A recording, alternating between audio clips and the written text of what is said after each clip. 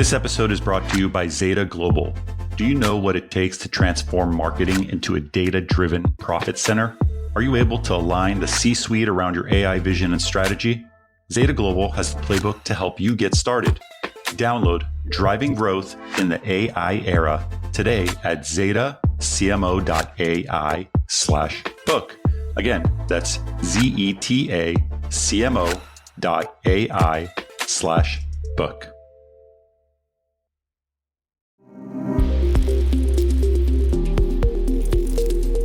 When the going gets tough, the tough seem to maneuver their way out of responsibility. That seems to be the theme for big tech lately. I'm Kate with Marketecture, and this is The Refresh, your weekly download on what went down in advertising. Today is Monday, April 28th. And this week, I do have a bit of bad news for you. We're covering two Google stories, the final chapter in the cookie deprecation saga and the start of their search remedies trial. We'll also explore where Apple may be heading with ads. So let's get into it. It ended with a sigh of defeat, not a shout of joy. I'm talking about Google's announcement on Tuesday last week that it has effectively given up on cookie deprecation and will no longer be rolling out a user prompt to opt out of cookies. And with one nonchalant blog post, a whole lot of hell experienced by the ad industry over the past 5 years has been politely dismissed. The Privacy Sandbox is still in play and apparently will have its roadmap adjusted, but it's probably on life support at this point. It's really hard to think it would continue to receive meaningful levels of investment considering its primary reason for being, cookies, is kaput. In the wake of this news, some have speculated. Is Google backtracking because they couldn't hit the hat trick of satisfying privacy regulation and antitrust law, all while not causing significant harm to their business? Or is the potential divestiture from its Chrome browser influencing their decision? Maybe, maybe not. Either way, I don't feel that Google deserves any more airtime here, and we certainly do not deserve any more strife. So let's postmortem. What have we learned? The first, no one man should have all that power. And yes, I do risk quoting Kanye in 2025, but there is some truth to this statement. This was Google's pet project, and to some extent, allowing them to call the shots was unavoidable.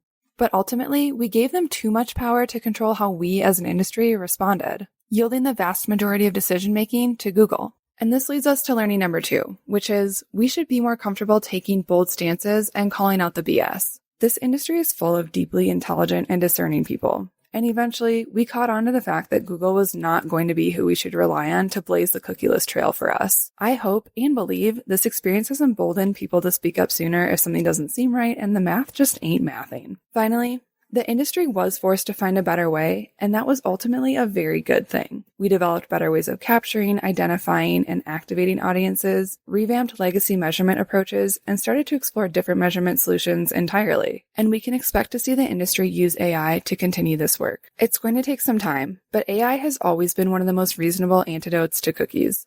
It just wasn't ready to be at the time of Google's decision to deprecate them. With this final decision by Google, nothing has changed, and yet everything has changed. And if you do want to deep dive a bit more, Trey over at AdTech Explained, part of Marketecture, wrote up a fantastic recap of the last 5 years. You'll find that at adtechexplained.com. Moving over to Google's search remedies trial, which began on Monday, kicking off a 3-week period where the DOJ and Google will spar over how best to resolve Google's search monopoly problem. And regardless of the outcome, Google has already said it will appeal. For their part, the DOJ has proposed a few solutions, the big one being selling Chrome. This would be a massive hit to Google, and in all reality, there isn't an elegant solution for how this would actually be carried out. We did see OpenAI and Perplexity's ears perk up at the potential of Chrome being on the market. But could that ultimately pave the way for them to be the next monopoly? The next solution proposed by the DOJ is to ban default search deals, or the ability to strike deals with other large players like Apple for Google to be their default search engine.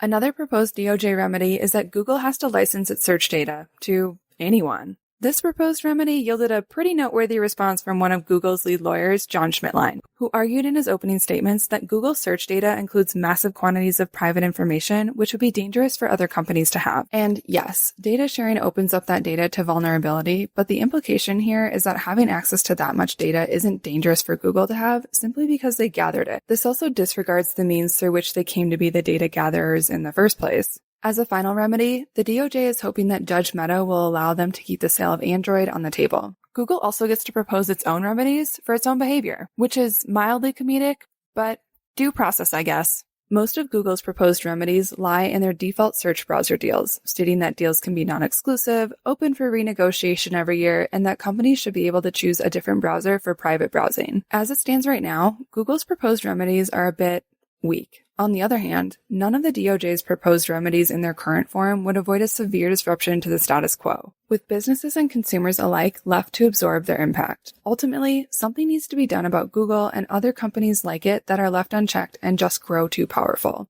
This trial is really the first of its kind in this iteration of the internet, and it does raise a few questions to contend with. One being, at what point is it appropriate for the government to step in? This case was filed in 2020, and Google had established their dominance long before then. And in the time between when the case was filed and now, their power has only continued to build and grow, making it even more complicated to establish appropriate remedies.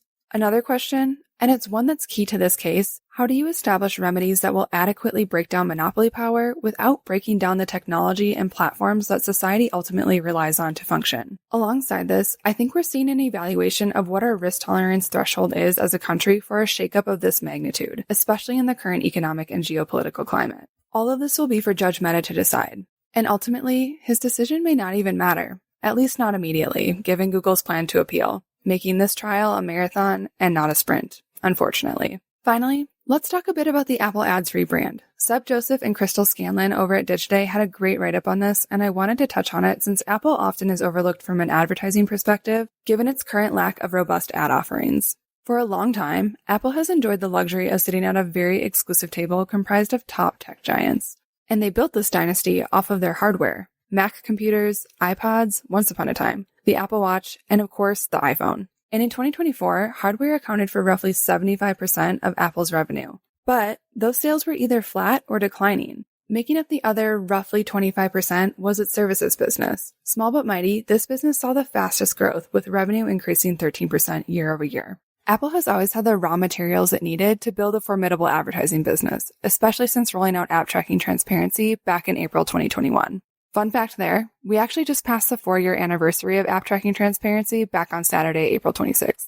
Behind the scenes, they've been doing exactly that, quietly, slowly assembling an ad empire under the banner of privacy and powered by proprietary data and closed-loop measurement within a robust ecosystem. Apple's dominance has bought them the luxury of time, which they've clearly leaned into. But as they struggle to launch truly innovative products, advertising could become the revenue lifeline they lean on next. And recent moves signal the time may be coming. In July 2024, they announced a partnership with Taboola to sell ads in its news and stocks apps. They've made updates to their attribution framework to better account for signals in non-click environments like CTV and audio. And most recently, of course, they've rebranded from Apple Search Ads to the simpler, more expansive Apple Ads. For Apple, it's not really a matter of if they'll get into the ads business in a meaningful way, but when. And when they do, it will carry the double-edged promise of a powerful advertising opportunity that exists inside one of the most powerful walled gardens. In closing, pour one out for all of your cookieless future POVs, the late nights, the WTFs, and the JFCs. That's all we have time for today. Thanks for joining us for the refresh, and we'll catch you next week.